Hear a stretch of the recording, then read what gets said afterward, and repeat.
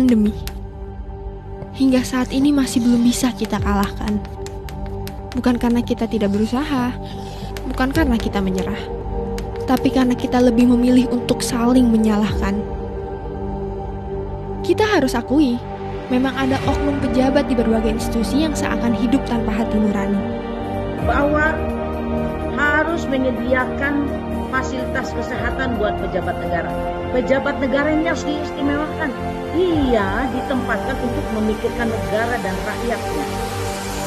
Ada ketua RW yang memotong dana bansos, ada anggota DPR yang ingin dirawat dengan fasilitas VIP, bahkan ada menteri yang menjadikan bansos sebagai ajang korupsi. Lalu, para pejabat tanpa hati ini seenaknya menyalahkan rakyat karena tidak patuh dengan prokes di masa pandemi.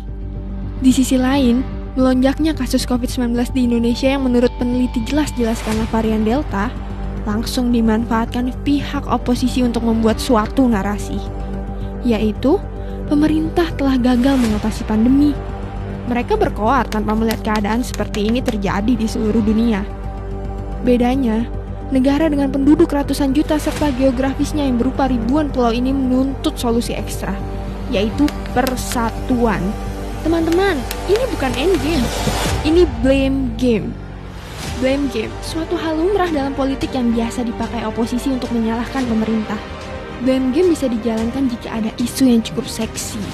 Misalnya nih, seperti adanya korupsi, pemerintahan yang hanya mengubar janji, atau gagalnya pemerintah menangani pandemi. Ya, hal terakhir lah yang biasa digaungkan di negara kita akhir-akhir ini. Kali ini para oposisi memang diuntungkan, membuat racikan narasi pemerintah gagal mengatasi pandemi. Ini mudah. Tinggal masukkan bukti kasus COVID-19 naik, ditambah kasus korupsi dana bansos yang dilakukan salah satu menteri, dan voila, narasi pemerintah gagal mengatasi pandemi pun siap disajikan. Hasilnya, kepercayaan rakyat pun turun drastis. Tidak lagi optimis, rakyat menjadi pesimis. Oposisi berhasil menyerang pemerintah, tapi di satu sisi mereka juga berhasil membahayakan rakyat. Banyak yang menolak swab karena takut di-COVID kan?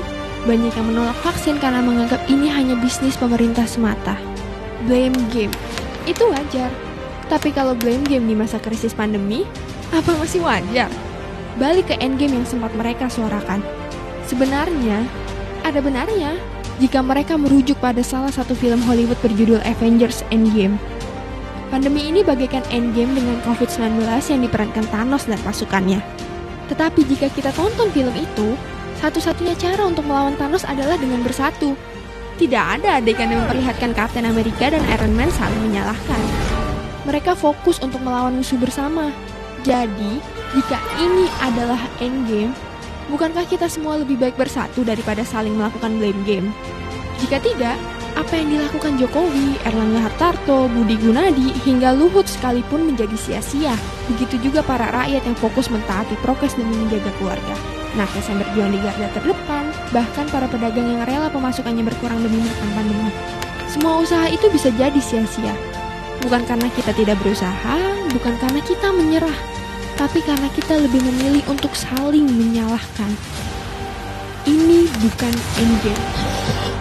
Ini adalah blame game.